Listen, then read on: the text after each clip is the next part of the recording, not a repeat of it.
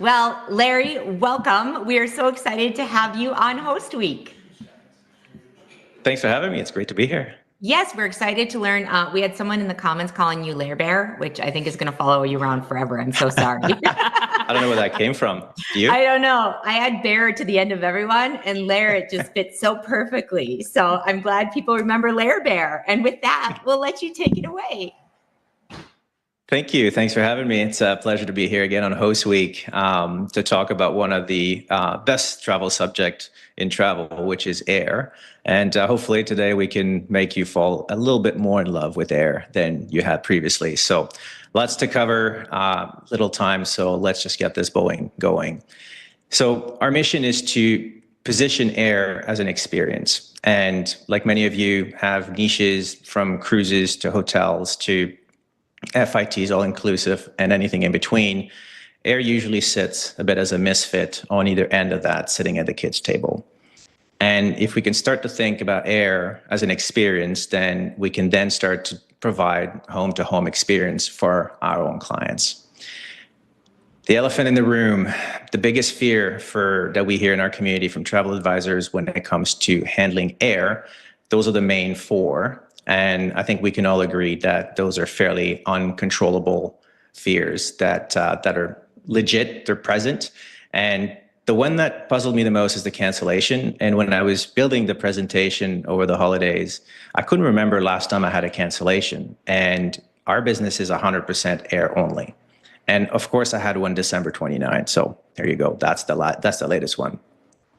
So I went back into our business data and we looked at 3,200 flights that we handle in the 4 years from 2021 to 2024. And our rate of cancellation was 0.75. It's actually a little high. Sometimes industry average can be 0.4. And I think because of 2021 was a heavy cancellation year that it got a little high. But if you think about it, I mean, we have 1 in 133 flights canceled. It's going to take some of you more than a year to get to 133 flights booked. So I think we can all agree that some of these fears are a little disproportionate to the reality of them happening. And at the end of the day, for us, it's all about controlling the controllables. So we've addressed the fears of the advisors, which are legitimate fears. But on the client side, some of the things that most of our clients worry about are fairly simple. You know, which terminal do I check into? What time do I have to be at the airport? Very, very, very basic concerns that they have. So there's a bit of a misalignment in between what an advisor think is important, what a client think is important. And there's a lot of these low-hanging fruit. And in the offer section, we've offered our checklist that we use as part of our playbook. And you could see there's many, many, many low-hanging fruits that you can tackle in there in order to help and support your clients. And the gold sits where the client's fears are. Those are the simple tasks. And the more familiar you get with doing these simple tasks, the less fear will have a grip on you when it comes down to handling cancellations, big delays, misconnections, and all that kind of stuff. It's a great way to boost your confidence, is to start with the little things. And air is littered with low-hanging fruit. And again, if you go back to our checklist, you'll find there's many, many of them that you can take on. And the reality is it's never been easier to stand out. Low-hanging fruit for us is something that takes little time or effort, and high perceived value is the impact viewed from your client's point of view and not yours. This quote is beautiful. Knowledge you think is obvious is worth $100,000 plus to someone else. All the knowledge that each of you here already have accumulated with the time that you've flown personally with your families is so much more valuable than you think it is. And because it's simple, because it's second nature, because it seems easy, it by no means means that it has no value. If we had to hire a professional, if in our business, we give them a script and to run through all the amazing things and the little things that we do to blow their brains out, we would have hired this guy. His name is Joey. He's a professional speaker. His expertise is client experience, believe it or not. So that was a little nerve-wracking when he showed up on our door. Also a podcast host, and he's written a book called How to Never Lose a Client Again. And after we talked with Joey last month, And he was telling us how he talks about us and one of the experience we had together on stage to his audience. And I was intrigued, and I was like, well, what do you exactly talk about? So he ran me through his slide deck, and he showed me everything he says. And you won't believe what blow his mind. Simple things. When I say it's never been this easy, let's have a look at it. So Joey was taking his family from Hartford, connection in Chicago, over to Las Vegas for one of the last representation of the Beatles from Cirque du Soleil. They get to the airport, they check in on a weekend in July. I get a notification on my trusted flighty app that says the plane is taxiing to the runway. So in my mind, they're good to go. Plane's going to take off. Everything is on track. So I go to my WhatsApp, send him a quick message, have a safe flight. Hope you guys have a good time. 20 minutes later, Joey messaged me and says, Larry, we're stopped on the runway. We've been here for about 10 minutes. And I was like, oh, okay. Let me have a look. I look again in my trusty flighty app, and I was like, you're absolutely right. Screenshot that, send that over to him. It says, you're parked on the side. And he says, the pilot just came on the PA and says, it's weather related. And I was a little perplexed because I've looked at the weather. I've looked at the weather in Hartford, Chicago, and Vegas, and I did not see anything that could lead to believe that there'd be a weather something. So I go to my second trusted app, which is called Climb. And here it is on the weather radar. There's this wall of weather that sits in between them in Hartford and Chicago where they need to go. I screenshot that, send that over to Joey, and he goes, oh my God, that makes so much sense. Now I get what's going on. Go back to my flighty app for the third time, and now I send him this last screenshot, and I says, listen, you're not the only one that's being stonewalled at the moment. It's not a United issue.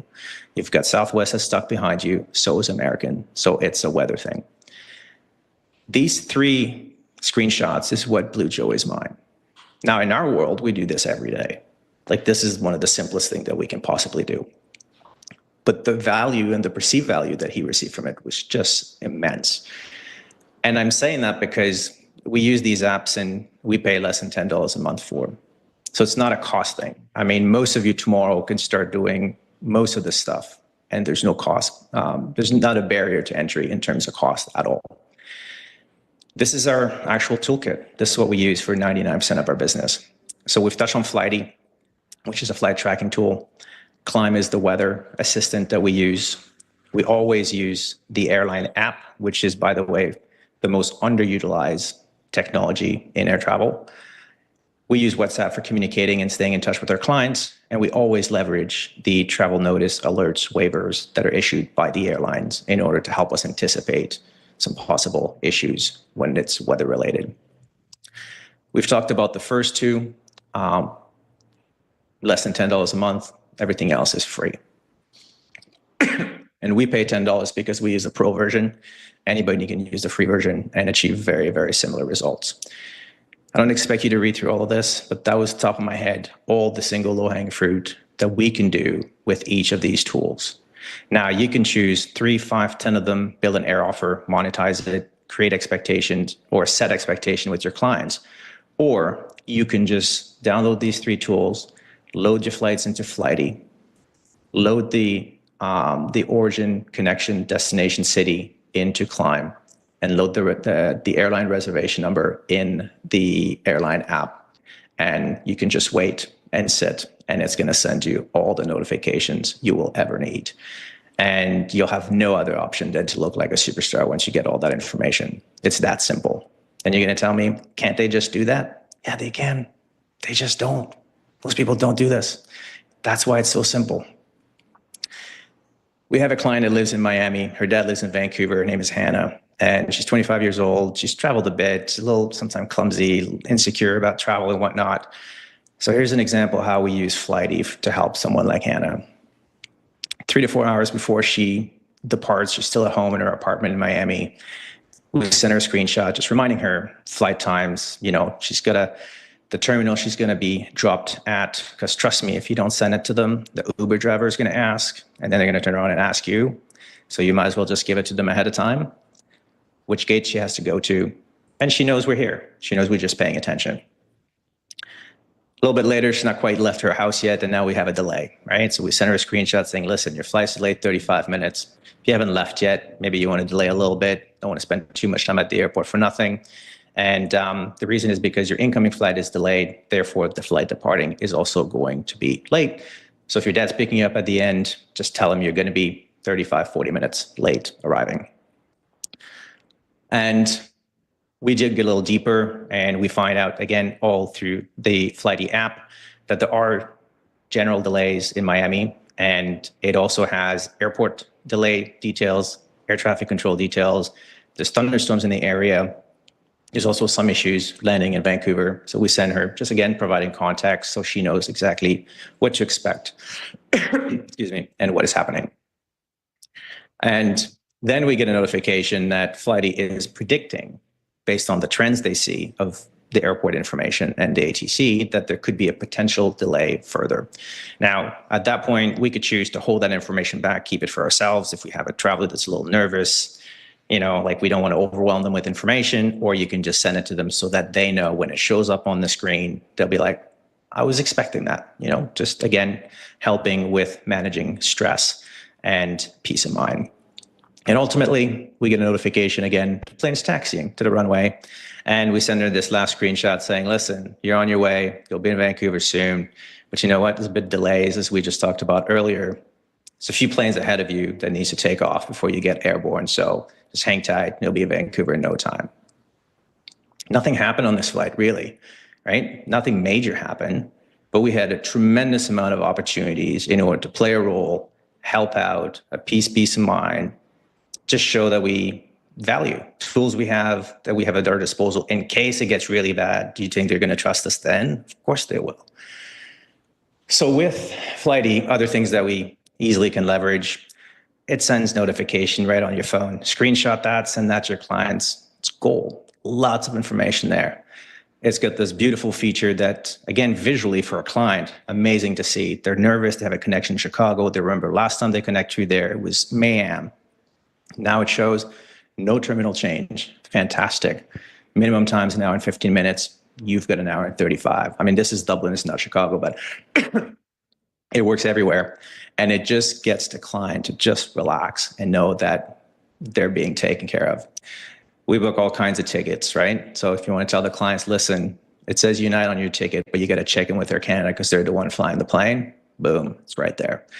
You can track all the incoming traffic, the incoming flight, and you would know that if a plane has incurred delays throughout the day, chances are it continue to be delayed and your clients could potentially be impacted at some point. Has information about performance of the flight, you know, trends, see if it's delayed, normally how far it's delayed. Climb, it's a beautiful app. It's got this lovely weather radar. You can press play. You can see in 6 hours from now, when your client's about to depart, where's the system going to be? Is this going to affect your client? And if it is, what are you going to do about it? You got 6 hours to figure it out. During hurricane, tropical storms, beautiful. Again, where's the path going to be? Clients are asking, am I going to be affected? You're like, I don't know. Let me look at Climb. Oh, okay. In 3 days from now, that's kind of miss where you're going to be, and you'll be likely okay. And if you're not, again, you have a few days to do something about it. The airline apps, amazing. We use Air Canada a lot. This is a screenshot we sent to all our clients after we checked them in. It will answer like 7 out of 10 questions they may ask us. Is my TSA pre on file? What time do I have to be at the airport? Which terminal do I have to go to? Which gate? Which seat am I sitting in? Do I have an aisle seat? Do I have a window seat? It's all there. This one is beautiful. If you have clients that travel, not only do they have to connect, but they have to go through immigration and customs. That adds a bit of a layer of anxiety. I think everybody has been asked, do I need to pick up my bag? Do I need to touch my bag? What do I need to do? And most of us, including me, are always like, I don't know. Last year was like that. This year may not be like that. So if you have someone who's fairly nervous, you've got a family traveling, they got to take care of the kids, older people, a little nervous, a little anxious, you can send the screenshot step by step, what's going to come ahead of them. It's a beautiful way to add value. Inevitably, you're going to be asked, how much luggage can I take? What's the weight? And trust me, when they pack their bag is when they're going to ask you. Have that right at your fingertip, right directly from the app. You don't always have to be in touch with your clients when shit hits the fan. You can communicate with them and tell them everything is okay, even when nothing's happening. Everything's on track. The flight's on time. most people need to be reminded more than they need to be taught. So a few reminders here and there is always super appreciated from the client. And hopefully you've noticed that in none of what I've talked about today, I've said or I've talked about who does the booking, do you have to do the booking, and do you need a GDS? None of this stuff matter. You can do everything we've talked about today, regardless if you do the booking, regardless if you have access to GDS, regardless if your air desk does it, consolidator, the cruise line, anyone, you can do all these steps. There's a million of those low-hanging fruits that are there for you to pick. And this concludes our slides for today. So if you'd like to keep learning about how you can support your clients through air, we'd love you to join us at Air Lab, which is a community we're building on a super cool platform called School, and join us with over 100 advisors right now. So we just landed, I think, on time. So that's fantastic. Thanks so much, Larry. I loved it. Yeah, I loved it. And I hear you are a fellow Canadian. Indeed. Living in Mexico, though. Sorry. Oh, even better. Full-time now or just for the winter? Winter. And then in the summer, I go to Spain. So sorry. Awesome. Yeah, no more Canada. What am I still doing in Toronto? I did live in Montreal for a while too, but what am I still doing in Toronto? We do have some questions for you if you're up for it. Really? Questions? Lots. Yeah, I mean, just say pass if you don't feel like answering them, but go for it. Shoot. Amazing. Okay. I'm wondering if your client doesn't have Wi-Fi, or as Jen puts it, is cheap like my sister and doesn't have unlimited data. How will they be able to access all of this at the airports?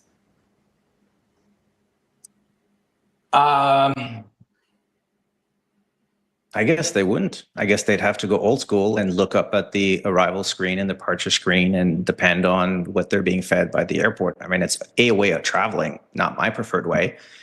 But I mean, we could go into the education. You could do your clients, if they don't have access to what they can do, think about who they can talk to, where to go to get information in case they don't have access to their technology. Like, these are all things that, again, just preparing your traveler to be a good traveler. There's a lot of other stuff that you can do as well that doesn't involve technology.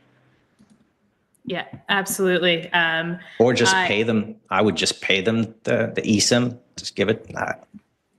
Yeah, I agree. eSIMs, it's incredible. And now I know a lot of eSIMs are, you load the eSIM once on your phone and it covers 100+ countries now. I know that there's quite a few companies that do that. Yep.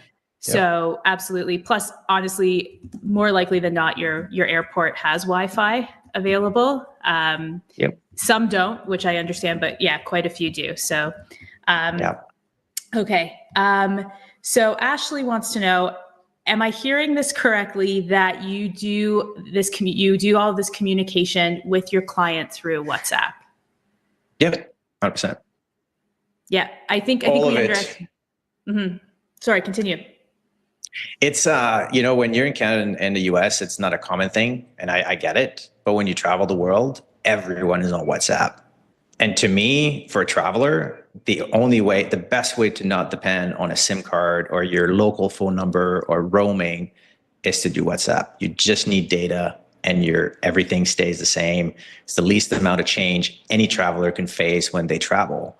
They keep all their messages. It's easy to stay in touch, and that's why we use WhatsApp. I mean, you could use Telegram, you could use Messenger to that extent if you really want to. It's just texting is a little too country dependent, and it gets a little difficult when people go overseas. But yeah, everything is in WhatsApp for us. Voice and text and voice messages and phone calls. Yeah, I think we forget a lot of other areas of the world use WhatsApp as their main form of business communications. So yeah, couldn't agree with you more. I think we've got time for another couple we've questions. Got a couple. Okay. Couple minutes. So, wow. Is this a particular service, or are these separate apps you use and recommend? Those are apps I recommend 100%. This is what we use in our business, and it's never been easier. Like, the cost of us doing business just goes down because all these apps just come up, and they just have tremendous power. I mean, that's the service that we do. And again, I'm trying to make it like we do extreme service, like we do super highly personalized, and we charge a lot of money for it. But hopefully in that gap in what you do right now and what you know and what you hear me talk about, hopefully within this gap, you find a way for you to find something that works for your workflow, your business, what makes sense, what doesn't make sense. Like you absolutely don't have to do everything we do, but I just wanted to highlight the possibilities and things that you can do and develop. I mean, it's 100% of our business. That is all we do. So clearly there's a lot of things that you can do and monetize. Yeah. And for those that I dropped the link in earlier, but for those that want to know more about Larry's business model, it's really interesting. We did a Travel Agent Chatter podcast episode. So follow that link in the comments. And then I think Mary's also now putting resources in the description of the videos as well. But it's a great listen and very inspiring if you want to start booking air and are unsure that people will pay for your service for it. Yeah, absolutely. And even if it just adds to your current service, it's a great add-on. Like it's like, I wouldn't know why you would spend so much time building such detail in your FIT in Italy, but yet leave air aside. So just play a role into it so you know what your clients are going through before they get to your experience. And I think it's going to be changing a lot of things for the advisor.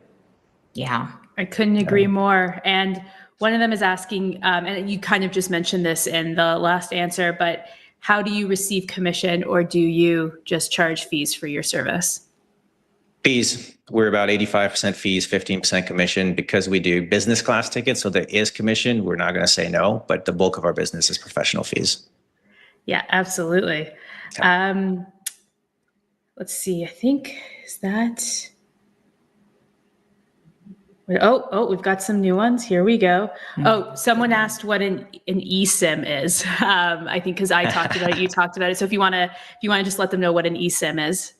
It's an electronic SIM card. It's, instead of having a physical SIM card in your phone, it just electronically is on your phone. So you can have as many as you want, and you never have to take out the old SIM card. You can always keep your primary SIM card in your phone, add as many SIM cards for all the countries you go into.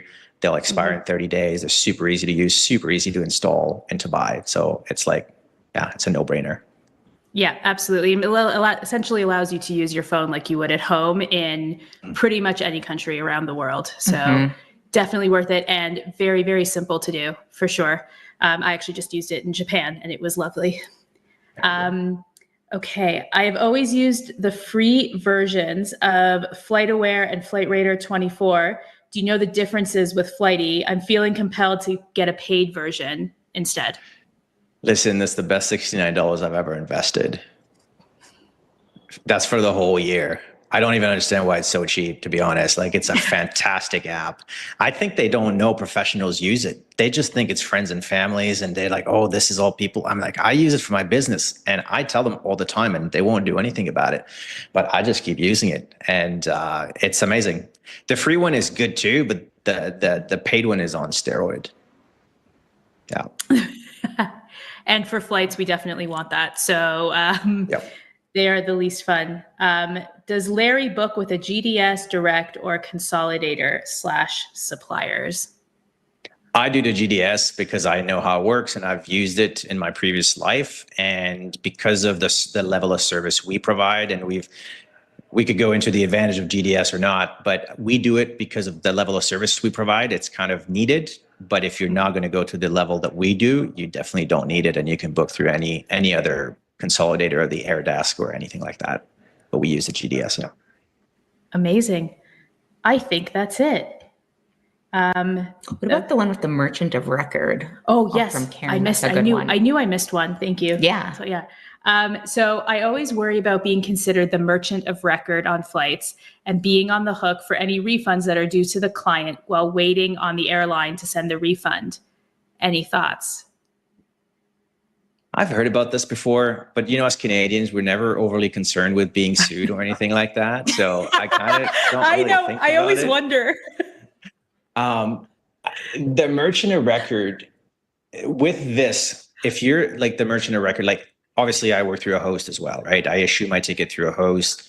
The host is the merchant record. If the flight needs to be refunded, the airlines actually will put a message in a GDS giving you authority to refund. But I use the client's credit card all the time. I never use my corporate card to book anything. And if you do, then you could get into trouble. And I think that's the risk of doing business that way. I just don't.